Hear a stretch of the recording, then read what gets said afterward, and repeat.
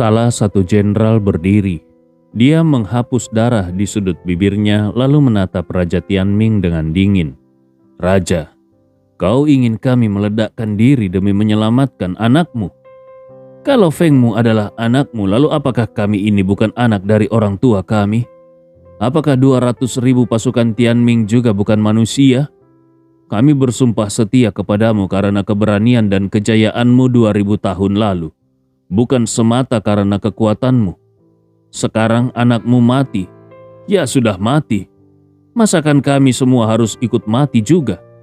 Raja Tianming menjadi marah. "Kurang ajar!" Raja Tianming bergerak secepat kilat. Tiba-tiba dia sudah muncul di depan jenderal itu.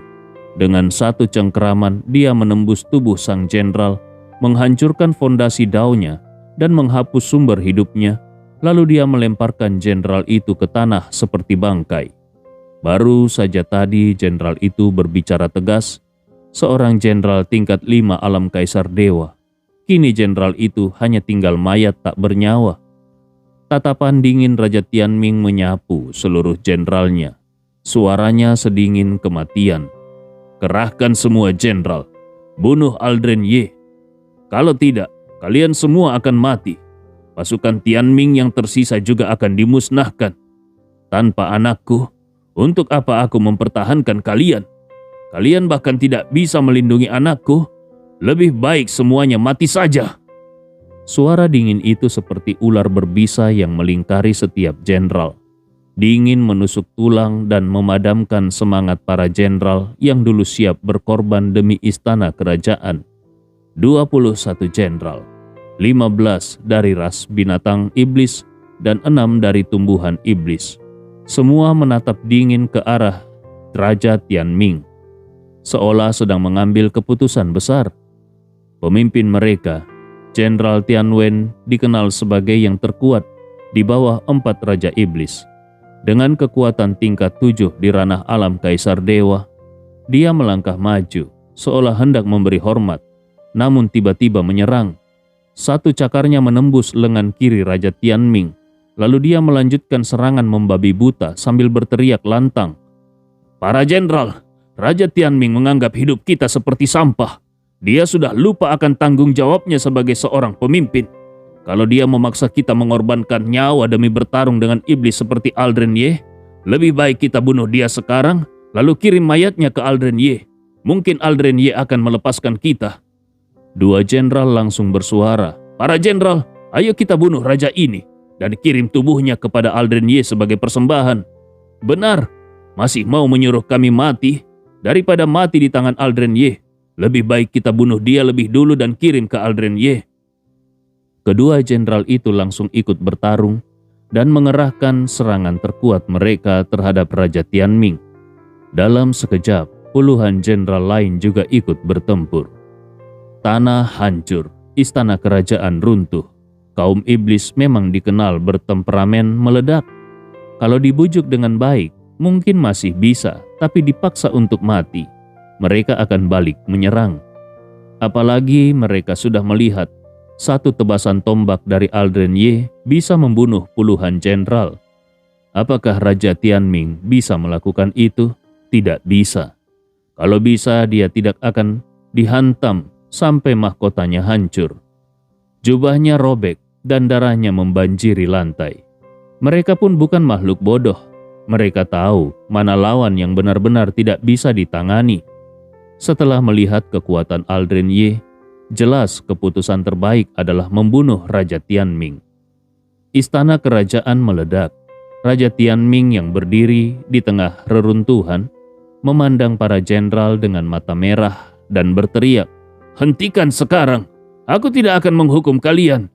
Mendengar itu, beberapa jenderal tampak ragu dan mulai memperlambat serangannya. Namun sebuah suara kembali terdengar, "Jangan dengarkan Raja Tianming. Dia pendendam dan tidak pernah lupa sakit hati. Kalau tidak membunuhnya hari ini, nanti dia akan membunuh kita satu persatu." Sementara itu, Gustav tidak tahu apa yang sedang terjadi di wilayah para iblis. Saat ini tubuhnya dikelilingi cahaya keemasan. Dia bahkan bisa mendengar suara retakan dari dalam tubuhnya. Tubuh fisiknya sedang menyatu dan diperkuat. Gustav mengepalkan tangannya. Dia merasakan kekuatan liar mengalir di setiap jari-jarinya dan bergumam. Perasaan ini luar biasa.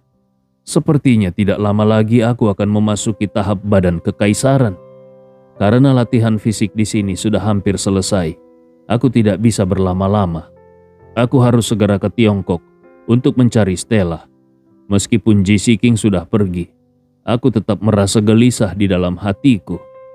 Saat Gustav membuka matanya dan hendak berdiri, dia terkejut melihat huruf-huruf kuno muncul di dadanya. Huruf itu berwarna emas. Gustav menunduk menatapnya. Meskipun dia tidak mengenal tulisan itu, tapi dia bisa merasakan dengan jelas. Huruf itu berarti reinkarnasi. Tidak hanya itu, dia bahkan merasa darahnya sendiri mulai terbakar. Apakah huruf di dadanya ini menandakan bahwa darah yang mengalir di dalam dirinya adalah darah reinkarnasi? Gustav menatap tulisan samar di dadanya. Lalu tanpa banyak berpikir, dia langsung berkomunikasi dengan makam reinkarnasi. Guru Shu, apa sebenarnya simbol yang samar-samar muncul di dadaku ini? Apakah benar berkaitan dengan garis keturunanku? Begitu kata-kata itu terucap, makam reinkarnasi sama sekali tidak menunjukkan respons. Gustav mengernyitkan alisnya. Dia tahu betul bahwa para ahli besar ini juga memiliki kepribadian masing-masing. Kalau mereka tidak menjawab, maka pasti ada alasannya. Saat dia bersiap untuk menarik kembali kesadarannya dari makam reinkarnasi, suara tenang perlahan terdengar. Ketika garis keturunanmu sepenuhnya terbangkitkan, itulah saatnya kau benar-benar bisa melawan klan darah roh. Gustav, waktu itu masih sangat lama. Keberadaan makam reinkarnasi ini dan keberadaan kami 100 ahli besar, kalau harus disebut jalan penebusan, lebih tepat dikatakan sebagai jalan untuk membangkitkan garis keturunanmu. Kau lahir untuk reinkarnasi. Bayangan naga darah milikmu dan semua yang sudah kau alami, semuanya memiliki jejak dan petunjuk. Namun saat ini semua itu bukan hal yang perlu kau pikirkan. Teruslah berlatih. Ancaman dari tempat pelatihan tubuh baru saja dimulai. Kalau kau tidak segera menembus batas tubuhmu, mungkin kau akan mati di sini. Ini bukan ancaman. Setelah mendengar kata-kata Xiu Qiye, Gustav pun tidak banyak bicara lagi. Dia segera memejamkan mata, duduk bersila, dan kembali melanjutkan latihannya. Sementara itu, istana Raja Tianming benar-benar sudah kacau. Komandan pasukan Tianming beserta 80 jenderal dewa lainnya terbang ke udara. Mereka semua menatap pertempuran di udara. 20 jenderal dewa tengah mengepung Raja Iblis Tianming. Meski mendengar suara dari luar, mereka tetap tampak kebingungan. Salah satu jenderal dewa berbentuk beruang berteriak, "Semua dengarkan, si tua Tianming ini ingin kita berperang habis-habisan melawan Aldren Ye. Yang membunuh Kuimu dan Willow adalah Aldren Ye. Kita punya 200.000 pasukan dan 40 jenderal dewa sudah menyerang.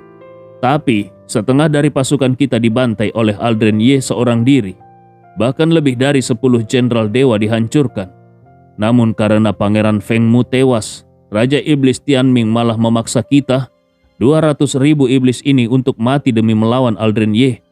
Apa yang dilakukan Raja Iblis Tianming jelas ingin mengirim kita mati sia-sia. Sebaliknya Aldren Ye sepertinya ingin merekrut kita. Kalau kita memang harus mati di tangan Aldren Ye, lebih baik kita bunuh Raja Tianming dan mempersembahkan kepalanya untuk Aldren Ye. Dengan begitu, maka kita bisa hidup." Jangan tertipu dengan bentuk tubuh jenderal dewa berbentuk beruang yang seperti gunung daging. Sebenarnya dia sangat licik. Meskipun hanya bawahan, tapi kalau tuannya ingin dia mati, maka dia akan membuat tuannya yang mati. 80 jenderal dewa lainnya mengamati situasi di sekeliling sambil berpikir. Mereka juga tahu bahwa 200.000 pasukan sudah kehilangan setengahnya oleh seorang manusia saja. bahkan lebih dari 10 jenderal dewa tewas. Tidak ada yang menyangka situasinya akan berubah separah ini. Seorang jenderal dewa bertanya dengan tatapan tajam mengarah ke Raja Iblis Tianming. "Beruang, apakah kau benar-benar yakin dengan ucapanmu?" Saat itu dari 80 jenderal dewa, hanya 3-5 orang yang maju membantu Raja Iblis Tianming. Sisanya tidak bergerak sedikit pun.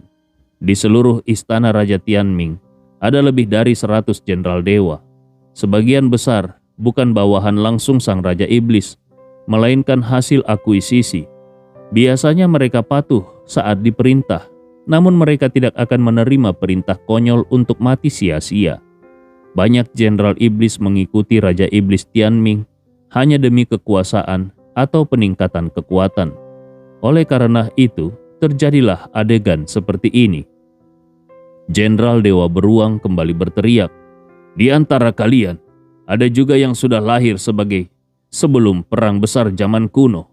Dahulu, meskipun manusia memperlakukan kita dengan buruk, tapi saat kita menjadi tunggangan mereka tidak pernah semena-mena menyuruh kita mati sia-sia. Tapi si tua bangka Tianming ini malah berani menyuruh kita mati.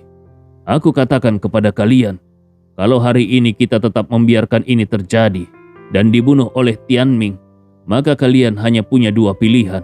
Dibunuh oleh Aldren Ye setelah dikirim melawannya, atau bergabung denganku membunuh si tua bangka Tianming sekarang juga. Setidaknya, karena aku ikut serta dalam pertempuran itu, aku bisa dengan jelas memberitahu kalian semua, kekuatan tempur Aldren Ye jauh lebih kuat daripada Tianming."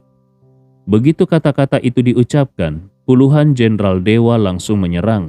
Berbagai macam serangan menghantam punggung Raja Iblis Tianming hingga membuat wajahnya pucat karena kesakitan. Tidak lama kemudian, para jenderal lainnya juga segera ikut menyerang. Mereka mulai mengepung dan memburu Raja Iblis Tianming. Di dalam gua yang jauh dari sana, Gustav mungkin tidak pernah menyangka kalau semua ini terjadi. Tanpa dia turun tangan sekalipun, Raja Iblis di istana Raja Tianming sudah saling menyerang satu sama lain. Lebih dari 90 jenderal dewa dari istana Tianming melancarkan serangan besar-besaran ke arah Raja Iblis Tianming. Kenapa ini bisa terjadi? Tidak lain karena Aldren Ye lebih kuat daripada Raja Iblis Tianming. Dan Raja Iblis Tianming sudah menyentuh batas kesabaran semua orang, sampai memaksa mereka maju untuk mati sia-sia. Raja Iblis Tianming berteriak sambil mengeluarkan sebilah pedang panjang. "Kalian cari mati. Kalian berani mengkhianatiku. Bagus, hari ini aku akan membantai kalian semua." Pedang itu memancarkan cahaya luar biasa dan bersama dengan embrio Dao di belakangnya, satu serangannya mengguncang langit dan bumi, serta langsung menghancurkan satu jenderal dewa menjadi kabut darah. Raja Iblis Tianming menerjang keluar dan menyerang para jenderal dewa tanpa ampun. Dalam sekejap terdengar beberapa suara ledakan dan beberapa jenderal dewa dari klan tumbuhan tingkat alam Kaisar Dewa tahap 3 meledak dan mati. Namun itu semua tidak membuat para jenderal gentar, tapi justru membuat mereka semakin gila. Sedikit demi sedikit, 5 jenderal dewa inti dari Raja Iblis Tianming pun gugur satu persatu di tengah gempuran para jenderal lainnya. Padahal ini adalah Raja Iblis Tianming, bertarung melawan banyak jenderal dewa tingkat alam Kaisar Dewa tahap 5, 6, bahkan 7. Dia masih mampu menyamakan kekuatan. Hal ini menunjukkan betapa kuatnya kekuasaan sang raja. Di dalam gua, organ-organ dalam Gustav seolah tengah berevolusi. Kekuatan darah berwarna emas menyebar ke sekelilingnya, membuatnya tampak seperti dewa perang bersirah emas. Auranya mendominasi langit dan bumi, menjadikan dirinya satu-satunya penguasa. Di belakangnya, 2 jalur Dao termanifestasi, yaitu Dao Pembantaian dan Dao Pedang Abadi. 2 Dao Pedang Abadi membentang sepanjang lebih dari 300 meter menyatu, dipenuhi dengan aura kehancuran dan hujan pedang yang tak terhitung jatuh dari atas, membuatnya tampak seperti berada di tengah sungai pedang. Dao pembantaian, panjangnya lebih dari 100 meter, dipenuhi dengan aura keheningan maut. Aliran ki pedangnya membentuk samudra yang luas, dan samar-samar terlihat bayangan para jenderal dewa bermunculan. Cukup untuk membuat dunia gentar dan memiliki kekuatan untuk menghancurkan langit. Gustav sudah menelan 1 pil 100 roh zaman kuno, serta beberapa pil kuno lainnya. Segera setelah itu, seluruh tubuhnya memancarkan gelombang Dao yang luar biasa, lalu berubah menjadi wujud yang tidak dikenal dan mengalir masuk ke dalam Dao pembantaian yang berkembang dengan kecepatan tinggi. Tidak lama kemudian, Dao pembantaian pun bertambah panjang hingga 200 meter. Sebuah kekuatan darah yang luar biasa meledak keluar. Gustav pun naik ke tingkat ke-6 alam Daiyuan. Dengan satu hentakan lengan, tubuh emasnya pun termanifestasi. Tekanan luar biasa dilepaskan ke segala arah, hingga pepohonan dalam radius 100 meter langsung hancur berkeping-keping. Bukan hanya naik tingkat kultivasi, tetapi tubuh fisiknya juga berhasil memasuki tahap tubuh penguasa. Bahkan bukan hanya tahap pertama, tetapi tahap kedua dari tubuh penguasa, dengan tubuh emas dan tubuh penguasa yang aktif. Kekuatan darahnya meningkat 2 kali lipat, dan kekuatan jiwanya juga meningkat sebesar 50%. Gustav dengan cepat menelan beberapa butir pil pencerahan. Dia berusaha memperluas Dao pembantaian hingga mencapai 300 meter. Di antara langit dan bumi, tersebar aura pembantaian yang tidak berujung. Makhluk-makhluk iblis yang lemah serta tanaman iblis belum sempat bereaksi. Sudah lebih dulu dihancurkan oleh aura pembantaian itu. Tubuh mereka meledak tidak bersisa. Bahkan binatang buas alam Daiyuan pun hanya bisa gemetar ketakutan dan menunduk, tidak berani menatap Gustav sedikit pun. Setengah jam pun berlalu. Dao pembantaian sudah mencapai panjang 300 meter, dan Gustav pun menembus ke tingkat ke-7 ranah alam Daiyuan, yang berarti kini dia bisa menyempurnakan satu jalur Dao baru. Pada saat ini tubuh Gustav diselimuti oleh aura iblis dan aura darah. Satu merah dan satu hitam yang mengelilingi seluruh tubuhnya. Ditambah lagi dengan tubuh emas dari tahap tubuh penguasa. Kekuatannya cukup untuk melawan eksistensi di tingkat alam Kaisar Dewa lapis 6 atau 7. Bahkan kalau Han Yun muncul sekalipun, Gustav mungkin belum bisa membunuhnya. Tetapi Han Yun pun tidak akan bisa berbuat apa-apa terhadap Gustav. Pada saat ini, dengan tatapan dingin, Xiao Huang menatap ke satu arah dan berseru, "Gustav, ada binatang buas datang." Gustav membuka matanya, lalu berdiri dan langsung melangkah keluar dari gua. Meskipun tidak menyembunyikan auranya, kekuatan tubuh fisiknya yang sudah mencapai tahap tubuh penguasa membuat setiap langkahnya meninggalkan lubang besar di tanah. Tanah dunia ini tidak sanggup menahan kekuatannya. Tatapannya jatuh pada satu binatang iblis di hadapannya dan dia bertanya, "Baru saja aku sudah mengalahkan 200.000 pasukan kalian. Sekarang kalian datang lagi. Kali ini kalian membawa berapa pasukan? 1.000.000?" Begitu dia menyebarkan sedikit saja auranya, langsung muncul kekuatan tidak terlihat yang membuat Jenderal Iblis berwujud beruang itu muntah darah seketika. Binatang buas itu menundukkan kepalanya dalam-dalam. Kedua matanya dipenuhi rasa takut dan dia bergumam di dalam hatinya, "Senior Aldren Ye semakin kuat. Hanya dengan satu napas aura saja aku sudah tidak mampu melawan. Kalau tadi para jenderal dewa benar-benar menyerang Tuan Ye, mungkin tidak butuh waktu lama semua dari mereka akan mati." Setelah itu binatang buas itu berkata dengan sangat hormat, "Tuan Ye, mana mungkin kami berani menyerangmu lagi. Begini, setelah kami para jenderal kembali ke istana Tianming, karena kehilangan putranya, akhirnya Raja Tianming menjadi gila dan kehilangan kendali. Dia hendak mengerahkan semua jenderal untuk membunuhmu. Namun semua jenderal tahu betul, kami jauh dari cukup kuat untuk menjadi lawan Tuan Ye. Karena itu semua jenderal kini bersatu dan sedang bertempur melawan Raja Tianming sendiri. Itu adalah persembahan pengabdian kami untuk menunjukkan niat kami bergabung dengan Tuan Ye. Mohon Tuan berkenan menerimanya.